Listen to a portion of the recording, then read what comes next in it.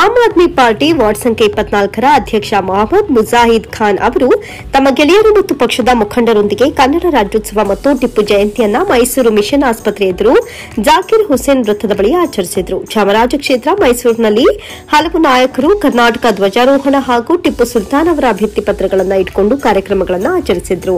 ನಮ್ಮ ವಾಹಿನಿಯೊಂದಿಗೆ ಮಾತನಾಡಿದ ನಾಯಕರು ಟಿಪ್ಪು ಸುಲ್ತಾನನಿಗೆ ಸಂಬಂಧಿಸಿದ ತಮ್ಮ ಆಲೋಚನೆಗಳನ್ನು ಹೇಳಿದರು. ಒಟ್ಟಾರೆ ಪ್ರತಿ ವರ್ಷವೂ ಮೊಹಮ್ಮದ್ ಮುಜಾಹಿದ್ ಖಾನ್ ಅವರು ಈ ಕಾರ್ಯಕ್ರಮವನ್ನು ಆಚರಿಸುತ್ತಾರೆ ಮತ್ತು ವಾರ್ಡ್ ಸಂಖ್ಯೆ 24ರಲ್ಲಿ ಅನೇಕ ಜನರಿಗೆ ಆಹಾರವನ್ನು ನೀಡುತ್ತಿದ್ದಾರೆ. ಈ ಆಚರಣೆಯ ಬಗ್ಗೆ ಮತ್ತಷ್ಟು ಮಾಹಿತಿಗಾಗಿ ಈ ವಿಡಿಯೋ ಮುಗಿಯುವವರೆಗೂ ನಮ್ಮ ಚಾನೆಲ್ ಮೈಸೂರು ನ್ಯೂಸ್ 21 ನೊಂದಿಗಿರಿ.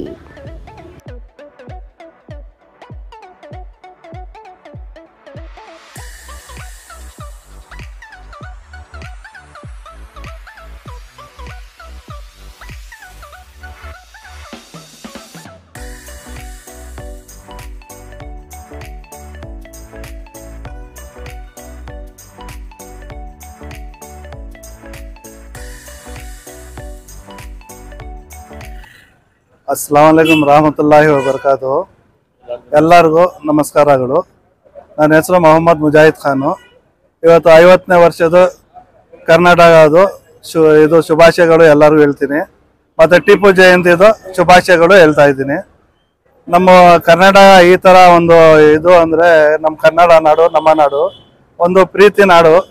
ಇದು ಒಂದು ಸ್ವರ್ಗ. ಇದು ಭಗವದ್ಗೀತೆಯಲ್ಲಿ, ಕುರಾನ್ದಲ್ಲಿ ಮತ್ತೆ ಬೈಬಲ್ ಅಲ್ಲಿ ಎಲ್ಲದ್ರಲ್ಲಿ ಏನಿದೆ ಅಂದ್ರೆ ಇದು ನಾವು ಒಳ್ಳೆ ಕೆಲಸ ಮಾಡಿದ್ರೆ ನಾವು ಸ್ವರ್ಗ ಸಿಗ್ತದೆ. ಸತ್ತು ಆದ್ಮೇಲೆ ನಮ್ಮ ತಂದೆ ತಾಯಿ ಏನ್ ಮಾಡಿದ್ದಾರೆ, ನಮ್ಗೆ ಈ ಕರ್ನಾಟಕ ಭೂಮಿಯಲ್ಲಿ ನಮ್ಗೆ ಹುಟ್ಟಿಸಿ ನಮ್ಗೆ ಬದುಕುವಾಗನೇ ಸ್ವರ್ಗ ಸಿಕ್ಕಿದೆ. ಆ ತರ ನಮ್ಗೆ ನಾವು ಎಲ್ಲರೂ ಒಬ್ರಿಗೊಬ್ರು ಸಹಾಯ ಮಾಡ್ಕೊಂಡು ಅದು ಎಲ್ಲ ಭೇದ ಭಾವನೆ ಎಲ್ಲ ಬಿಟ್ಬಿಟ್ಟು ನಾವು ಪ್ರೀತಿಯಿಂದ ಎಲ್ಲರೂ ಬಾಳೋಣ. ಈ ಸ್ವರ್ಗದ ಎಲ್ಲರೂ ಮಜಾ ತಗೊಂಡು ಜೀವನ ಮಾಡೋಣ. ಮತ್ತೆ ಟಿಪ್ಪು ಸುಲ್ತಾನ್ ಬಗ್ಗೆ ನಾವು ಏನು ಹೇಳಂಗಿಲ್ಲ. ಈಗ ನನ್ನ ಮಗನಿಗೆ ಸ್ವಲ್ಪ ಏಟ್ ಬಿದ್ರು ನಾವು ಎಷ್ಟೋ ಮನಸ್ಸು ನೋಯ್ತದೆ. ಅವರು ಅವ್ರ ಮಕ್ಕಳಿಗೆ ತ್ಯಾಗ ಮಾಡಿ ಅವ್ರ ಮಕ್ಕಳಿಗೆ ಗಿರಿ ಇಟ್ಟು ಅವರು ಜೀವ ಕೊಟ್ಟಿದ್ದಾರೆ ನಮ್ಮ ಕರ್ನಾಟಕಕ್ಕೋಸ್ಕರ. ಟಿಪ್ಪು ಸುಲ್ತಾನ್, ಹಜರತ್ ಟಿಪ್ಪು ಸುಲ್ತಾನ್ ಮೈಸೂರು ಹುಲಿ ಅವರು. ಅದ್ರ ಬಗ್ಗೆ ನಮ್ಮ ಗುರುಗಳು ಬನ್ನೂರ್ ಕುಮಾರ್ ಅವರು, ಮೇಡಮ್, ನಮ್ಮ ಸರ್ದಾರ್ ಅವರು ಎಲ್ಲರೂ ಮಾತಾಡ್ತಾರೆ. ನಮಸ್ಕಾರ. ಇವತ್ತಿನ ದಿನ ನಾವು ಎಲ್ಲರೂ ಇಲ್ಲಿ ಮುಜಾಹಿದ್ ಅವರು ಆಯೋಜಿಸಿದ ಕರ್ನಾಟಕ ರಾಜ್ಯೋತ್ಸವ ಹಾಗೂ ಟಿಪ್ಪು ಜಯಂತಿನ ಆಚರಿಸಕ್ಕೆ ಬಂದ ಇದ್ದೀವಿ. ಮುಜಾಹಿದ್ ಅವರು ನಿಜವಾಗ್ಲೂ ಅವರನ್ನು ಮೆಚ್ಚಬೇಕು. ಪ್ರತಿ ವರ್ಷ ಇದನ್ನ ಶ್ರದ್ಧೆಯಿಂದ ಆಚರಿಸ್ತಾ ಇದ್ದಾರೆ. ಜೊತೆಗೆ ಇಲ್ಲಿ ಸುತ್ತಮುತ್ತಲಿನ ಜನರಿಗೆ ಊಟನೂ ಹಾಕ್ತಾ ಇದ್ದಾರೆ. ಸೊ ಬಹಳ ಕಾಲದಿಂದ ನಡೆಸ್ಕೊಂಡ್ ಬರ್ತಾ ಇದ್ದಾರೆ. ಅವರಿಗೆ ಅಭಿನಂದನೆಗಳು. ಕನ್ನಡ ರಾಜ್ಯೋತ್ಸವ ಅಂದ ತಕ್ಷಣ ಅವತ್ತೊಂದು ದಿನ ನಾವು ಕನ್ನಡದ ಬಗ್ಗೆ ಮಾತಾಡೋದು, ಕನ್ನಡಾಭಿಮಾನ ತೋರಿಸ್ಕೊಳ್ಳೋದು ಅಷ್ಟೇ ಅಲ್ಲ, ಎಲ್ಲರೂ ಕೂಡ ಪೂರ್ತಿ 365 ದಿನನೂ ಕೂಡ ಕನ್ನಡಾಭಿಮಾನನ ಬೆಳೆಸ್ಕೋಬೇಕು. ಅದನ್ನ ಅವರು ಕಾರ್ಯದಲ್ಲಿ ತೋರಿಸ್ಕೊಳ್ಬೇಕು. ಬರೀ ಒಂದು ದಿನದ ಆಚರಣೆ ಮಾಡದೆ ದಿನನಿತ್ಯ ಕನ್ನಡದ ಬಳಕೆ ಇರಬಹುದು, ಕನ್ನಡನ ಪ್ರೋತ್ಸಾಹಿಸೋದಿರ್ಬಹುದು, ಇವೆಲ್ಲಾನು ಮಾಡ್ತಾ ಬರಬೇಕು. ಸರ್ಕಾರ ಕೂಡ ಕನ್ನಡ ಭಾಷೆನ ಒಂದು ಅನ್ನದ ಭಾಷೆ ಅಂದ್ರೆ ಅದರಿಂದ ದುಡಿಮೆ ಆಗುವಂತ ಅವಕಾಶಗಳನ್ನ ಸೃಷ್ಟಿಸಬೇಕು. ಆವಾಗಲೇ ನಿಜವಾಗ್ಲೂ ಕನ್ನಡಕ್ಕೆ ಒಂದು ಪ್ರೋತ್ಸಾಹ ಸಿಗುತ್ತೆ. ಇವತ್ತಿನ ದಿನ ಎಲ್ಲರಿಗೂ ಕನ್ನಡ ರಾಜ್ಯೋತ್ಸವದ ಶುಭಾಶಯಗಳ ಹೇಳಿ ನನ್ನ ಮಾತನ್ನು. ಈ ದಿನ 68ನೇ ಕನ್ನಡ ರಾಜ್ಯೋತ್ಸವದ ಶುಭಾಶಯಗಳು. ಈ ಒಂದು ಸರ್ಕಲ್ಲಿ ಪ್ರತಿ ವರ್ಷ ಮಾನ್ಯ ಮುಜಾಹಿದ್ರವರು ಕನ್ನಡ ರಾಜ್ಯೋತ್ಸವದ ಜೊತೆಗೆ ನಮ್ಮೆಲ್ಲರ ಗೌರವಾನ್ವಿತ, ಇಡೀ ಕರ್ನಾಟಕದ ಗೌರವವನ್ನು ಉಳಿಸ್ತಂತ, ಮೈಸೂರಿನ ಹುಲಿ ಅಂತ ಹೆಸರು ಪಡೆದಂತ ಹಜರತ್ ಟಿಪ್ಪು ಸುಲ್ತಾನ್ ರವರ ಜಯಂತಿನ ಕೂಡ ಇವತ್ತು ಆಚರಿಸ್ತಾ ಇದ್ದಾರೆ. ಇವೆರಡೂ ಕೂಡ ನಮಗೆ, ನಿಮಗೆ ಎಲ್ರಿಗೂ ಕೂಡ ಎರಡು ಬಹಳ ಮುಖ್ಯವಾದ ದಿನಗಳು. ಕನ್ನಡ ರಾಜ್ಯೋತ್ಸವದ ಬಗ್ಗೆ ಮಾತನಾಡಬೇಕು ಅಂತ ಅಂದ್ರೆ ಕರ್ನಾಟಕ ಅನ್ನೋ ಹೆಸರು ಸುಮ್ಮನೆ ಬರಲಿಲ್ಲ. ಅದರಿಂದ ಕರ್ನಾಟಕದ ಮೈಸೂರು ಭಾಗದಿಂದ ಬೀದರ್ವರೆಗೂ ಕೂಡ ಬಹಳಷ್ಟು ಮಹನೀಯರುಗಳು ಬಹಳ ಕಷ್ಟಪಟ್ಟು ಕರ್ನಾಟಕವನ್ನ ಉಳಿಸಿದ್ದಾರೆ, ಬೆಳೆಸಿದ್ದಾರೆ. ಅವ್ರ ಹೆಸರುಗಳನ್ನ ಇವತ್ತು ಹೇಳಕ್ಕಾಗೋದಿಲ್ಲ, ಅಷ್ಟು ಜನರ ಹೆಸರನ್ನ. ಜೊತೆಗೆ ಏನು 1973ರಿಂದ ಕರ್ನಾಟಕ ಅಂತ ಆಯ್ತೋ ಅವತ್ತಿನಿಂದಲೂ ಕೂಡ ಅಭಿವೃದ್ಧಿಯ ಪಥದಲ್ಲಿ ಎಲ್ಲರೂ ಕೂಡ, ಅಲ್ಲಿ ಮುಸ್ಲಿಂ ಇಲ್ಲ, ಹಿಂದೂ ಇಲ್ಲ, ಕ್ರಿಶ್ಚಿಯನ್ ಇಲ್ಲ, ಕರ್ನಾಟಕದ ಸಮಸ್ತ ಜನರ ಕನ್ನಡ ಬೆಳೀತಾ ಇದೆ, ಉಳಿಸ್ಕೊಂಡಿದ್ದಾರೆ, ಮಾಡ್ತಿದ್ದಾರೆ. ಇವತ್ತು ಕರ್ನಾಟಕ ಎಲ್ಲ ಕ್ಷೇತ್ರಗಳಲ್ಲೂ ಮುಂದೆ ಬಂದಿದೆ. ಅದರಲ್ಲೂ ಸಾಹಿತ್ಯ ಕ್ಷೇತ್ರದಲ್ಲಿ ಜ್ಞಾನಪೀಠ ಪ್ರಶಸ್ತಿನ ಏನು ಕೇಂದ್ರ ಸರ್ಕಾರ ವರ್ಷಕ್ಕೊಮ್ಮೆ ಕೊಡುತ್ತೋ ಅಂತ ಜ್ಞಾನಪೀಠ ಪ್ರಶಸ್ತಿಯನ್ನ ನನಗೆ ತಿಳಿದ ಮಟ್ಟಿಗೆ ಕನ್ನಡಕ್ಕೆ ಹೆಚ್ಚಿನ ಜ್ಞಾನಪೀಠ ಪ್ರಶಸ್ತಿಗಳು ಸಿಕ್ಕಿವೆ. ಅದರಲ್ಲಿ 8 ಸಿಕ್ಕಿವೆ. ಅದರಲ್ಲಿ ಮುಖ್ಯವಾಗಿ ಅವ್ರ 8 ಜನರು ಮಹನೀಯರ ಹೆಸರುಗಳು ಒಂದೆರಡು ಮರ್ತೋಗ್ಬಿಟ್ಟಿರ್ಬೇಕು. ಕುವೆಂಪು ಅವರವರು, ದಾರಾ ಬೇಂದ್ರೆ ಅವರು, ಮಾಸ್ತಿ ವೆಂಕಟೇಶ ಅಯ್ಯಂಗಾರರು, ವಿಕ್ರು ಗೋಕಾಕ್ರವರು, ಆಮೇಲೆ ಆರ್ ಅನಂತಮೂರ್ತಿ ಅವರು, ಶಿವರಾಮ್ ಕಾರಂತರು, ಅಲ್ಲ ಅದು ಆಲ್ಫಾಬೆಟ್ ಆಗಿ ಹೇಳ್ಕೊಬರಕ್ ಹೋದೆ, ಶಿವರಾಮ್ ಕಾರಂತರು, ಆಮೇಲೆ ಆರ್ ಅನಂತಮೂರ್ತಿ, ಶಿವರಾಮ್ ಕಾರಂತು, ಚಂದ್ರಶೇಖರ ಕಂಬಾರರು, ಈ ಮಹನೀಯರುಗಳು ಜ್ಞಾನಪೀಠ ಪ್ರಶಸ್ತಿಯನ್ನ ಗಳಿಸುವುದರ ಜೊತೆಗೆ ಕನ್ನಡವನ್ನ ಡೆಲ್ಲಿ ಮಟ್ಟದಲ್ಲೂ ಕೂಡ ಬಹಳ ಉತ್ಕೃಷ್ಟ ಭಾಷೆ, ಬಹಳ ಪ್ರಾಚೀನ ಭಾಷೆ, ಬಹಳ ಸಾಹಿತ್ಯವನ್ನು ಹೊಂದಿರುವಂತ ಭಾಷೆ ಅನ್ನೋದನ್ನ ತೋರಿಸ್ಕೊಟ್ಟವ್ರೆ.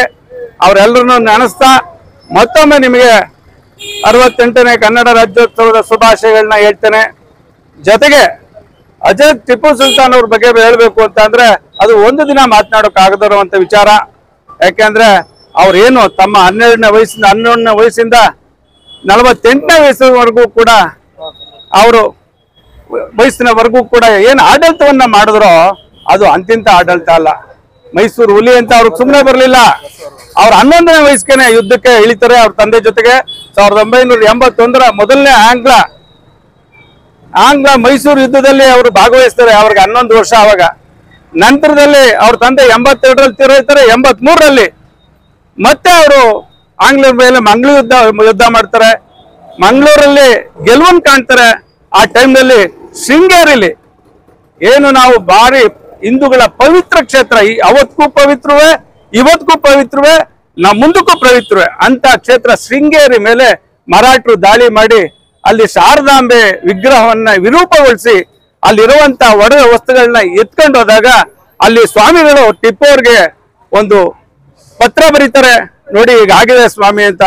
ಅವಾಗ ಅವರು ಒಂದು ತುಕಡಿಯನ್ನ, ಅವರು ಯುದ್ಧದಲ್ಲಿ ಇರ್ತಾರೆ ಇಲ್ಲಿ, ಆದ್ರೂ ಕೂಡ ಒಂದು ತುಕಡಿಯನ್ನ ಕಳಿಸಿ ಅಲ್ಲಿ ಆ ಯುದ್ಧ ಅವ್ರನ್ನ ಓಡಿಸಿ ಅವ್ರಿಗೆ ಏನ್ ಅನ್ಯಾಯ ಆಗಿತ್ತು, ಆ ಏನ್ ಎತ್ಕೊಂಡು ಹೋಗಿದ್ರು, ಮತ್ತೆ ಆ ದೇವಿಯನ್ನ ಪ್ರತಿಷ್ಠಾಪಿಸಿ ಅವ್ರಿಗೇನೇನು ಒಡವೆಗಳು ಹೋಗಿದ್ವು ಅವನ್ನೆಲ್ಲ ಮತ್ತೆ ಮಾಡಿಸ್ಕೊಡುವಂತ ಕೆಲಸವನ್ನ ಮಾಡ್ತಾರೆ.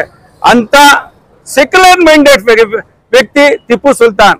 ಇವತ್ತು ಏನು ಹೇಳ್ತಾರೆ, ಅವ್ರು ಹಂಗ್ ಮಾಡಿದ್ರು, ಹಿಂಗ್ ಮಾಡಿದ್ರು, ಹಿಂಗ್ ಮಾಡಿದ್ರು, ಹಿಂಗ್ ಮಾಡಿದ್ರು, ಇಷ್ಟೇ ಒಂದೇ ಕಡೆ ನೋಡ್ಬಾರ್ದು. ಒಂದೊಂದು ತಪ್ಪಾಗಿರ್ತವೆ. ಈಗ ನಾನಾಗಿ ಮುಸ್ಲಿಂ ಆಗೋಯ್ತೀನಿ ಅಂತ ನೀನು ಬೇಡನ ಕದ್ದ ನನ್ನ ಆತರ ಸ್ವಂತವಾಗಿ ಅವ್ರಿಗೇನೋ ತೊಂದರೆ ಆಗಿ ಅವ್ರಿಗೇನೋ ಅಸ್ಪೃಶ್ಯತಾ ಮನೋಭಾವನೆ ಉಂಟಾಗಿ ಏನೋ ನಾನ್ ಟಚಬಲ್ ಯೋಚನೆ ಮಾಡಿ ಆಗಿರ್ತಾರೆ ಎಷ್ಟೋ ಜನ. ಅದನ್ನೆಲ್ಲ ನಾವು ಇದ್ ಮಾಡಕ್ ಆಗೋದಿಲ್ಲ. ಆದ್ರೆ ಅವ್ರು ಯಾವತ್ತು ಯಾರನ್ನು ಕೂಡ ಬಲವಂತವಾಗಿ, ನಾವು ಇಷ್ಟು ಓದೋದ ಪ್ರಕಾರ ಅವ್ರು ಬಲವಂತವಾಗಿ ಯಾರನ್ನು ಕೂಡ ಮತಾಂತರ ಮಾಡ್ಲಿಲ್ಲ. ಜೊತೆಗೆ ಅವ್ರು ಒಂದು ಒಳ್ಳೆ ಕೆಲಸ ಮಾಡಿದ್ರು. ಮಲಬಾರ್ ಯುದ್ಧ ಗೆಲ್ತಾರೆ ಅವರು. ಇಸ್ವಿ ಮರ್ತಿದ್ದೀನಿ, ನಾನೆಲ್ಲ ನನ್ನ ಸಣ್ಣಂದಿರಲ್ಲಿ ಹೋದಿರುವಂತ ವಿಚಾರಗಳು ಹೇಳ್ತಾ ಇರೋದು. ಮಲಬಾರ್ ಯುದ್ಧ ಗೆಲ್ತಾರೆ. ಮಲಬಾರ್ಲಿ ಒಂದು ಅನಿಷ್ಟ ಪದ್ಧತಿ ಇರ್ತದೆ. ಏನು ಅಂತ ಅಂದ್ರೆ, ದಯವಿಟ್ಟು ಹೆಣ್ಮಕ್ಳು ಯಾರು ತಪ್ಪು ತಿಳ್ಕೊಬಾರ್ದು, ಇರುವಂತ ಹಿಸ್ಟ್ರಿ ಅದು. ಹೆಣ್ಮಕ್ಳು ತಮ್ಮ ಸೊಂಟದ ಮೇಲಿನ ಭಾಗವನ್ನ ಮುಚ್ಕೊಳ್ಳೋಂಗಿಲ್ಲ. ಯಾಕೆ ಮುಚ್ಕೋಬೇಕು ಅಂತ? ಆದ್ರೂ ಯಾರಿಗೆ? ಹಿಂದುಳಿದವರಿಗೆ, ದಲಿತರಿಗೆ, ಅಲ್ಪಸಂಖ್ಯಾತರಿಗೆ ಹಿಂದುಳಿದವರಿಗೆ, ದಲಿತರಿಗೆ ಈ ಒಂದು ಪದ್ಧತಿ ಇರ್ತದೆ. ಮುಚ್ಕೋಬೇಕು ಅಂತಂದ್ರೆ ಟ್ಯಾಕ್ಸ್ ಕಟ್ಟಬೇಕು. ಅವ್ರ ಎಷ್ಟು ದಪ್ಪ, ಅವ್ರೆ ಎಷ್ಟು ಸಣ್ಣ, ಅವ್ರೆ ಅನ್ನೋ ವಿಚಾರದಲ್ಲಿ ಟ್ಯಾಕ್ಸ್ ಕಟ್ಟಬೇಕು ಅಂತ ಅನಿಷ್ಟ ಪದ್ಧತಿಯನ್ನ ಅದನ್ನ ಗೆಲ್ಲುವುದ್ರ ಮೂಲಕ ಅವತ್ತೇ ಆರ್ಡರ್ ಮಾಡ್ತಾರೆ. ಅಲ್ಲಿ ಇನ್ಮೇಲೆ ಇವೆಲ್ಲ ಆಗ್ಬಾರ್ದು. ಆ ತರ ಏನಾದ್ರು ಶಾಸನಗಳು, ಕಾನೂನುಗಳನ್ನ ತಂದದ್ದೇ ಆದ್ರೆ ಅವ್ರನ್ನ ಗಲ್ಲಿಗೇರಿಸ್ತೇವೆ ಅನ್ನೋ ಒಂದು ಇದನ್ನ ಧಮಕಿಯನ್ನ ಮಾಡಿ ಆ ಅನಿಷ್ಟ ಪದ್ಧತಿಯನ್ನ ಹೋಗಲಾಡಿಸ್ತಾರೆ. ಮತ್ತೆ ಆ ಭಾಗದ ಎಲ್ಲಾ ಹೆಣ್ಮಕ್ಳಿಗೂ ಕೂಡ ಸೀರೆಗಳನ್ನ ಹಂಚಿಸ್ತಾರೆ. ಅಂತ ವ್ಯಕ್ತಿನ ಇವತ್ತು ನಾವು ಮತಾಂಧ್ರು ಅವರು ಇದು ಮಾಡಿದ್ರು, ಅದ್ ಮಾಡಿದ್ರು. ನಾವ್ ಎಲ್ಲಕ್ಕಿಂತ ಖುಷಿ ಪಡ್ಬೇಕಾದ ವಿಚಾರ ಏನಪ್ಪಾ ಅಂತಂದ್ರೆ, ಅವ್ರು ಟಿಪ್ಪು ಸುಲ್ತಾನ್ ಒಬ್ಬರೇ ಮೈಸೂರು ಹುಲಿ ಆಗ್ಲಿಲ್ಲ. ಈ ಕರ್ನಾಟಕದ ಭಾಗ ಅದರಲ್ಲೂ ಮೈಸೂರು ಹುಡ್ತಾಳ ಮೈಸೂರು ಹುಲಿಗಳೇ. ಯಾಕೆಂದ್ರೆ ಮೈಸೂರು ಹುಲಿ ಅಂತ ಏನ್ ಸುಮ್ಮನೆ ಬರಲಿಲ್ಲ ಅವ್ರಿಗೆ ಹೆಸರು. ಅವ್ರು ಜಾತ್ಯತೀತವಾಗಿದ್ರು, ಧರ್ಮಾತೀತವಾಗಿದ್ರು, ಎಲ್ಲರನ್ನೂ ಒಂದೇ ಮನೋಭಾವನೆಯಿಂದ ನೋಡ್ತಿದ್ರು. ಅವ್ರನ್ನ ಒಂದೇ ಬರೀ ಮುಸ್ಲಿಮ್ರೇನು ಅವ್ರನ್ನ ಟಿಪ್ಪು ಸುಲ್ತಾನ್ನ ಮೈಸೂರಲ್ಲಿ ಅಂತ ಕರೀಲಿಲ್ಲ, ಅವತ್ತು ಎಲ್ಲರೂ ಕೂಗಿದ್ರು. ಇವತ್ತು ಅವ್ರ ಮಕ್ಕಳು ಎಲ್ಲ ಅವ್ರ ವಂಶಜರು ಎಲ್ಲೆಲ್ಲೋ ಇವತ್ತು ಅಲ್ಲಿ ಭಿಕ್ಷೆ ಎತ್ತುತ್ತಾರಂತೆ ಕಲ್ಕತ್ತಾದಲ್ಲಿ, ನಾ ಕೇಳೋ ಮಟ್ಟಿಗೆ.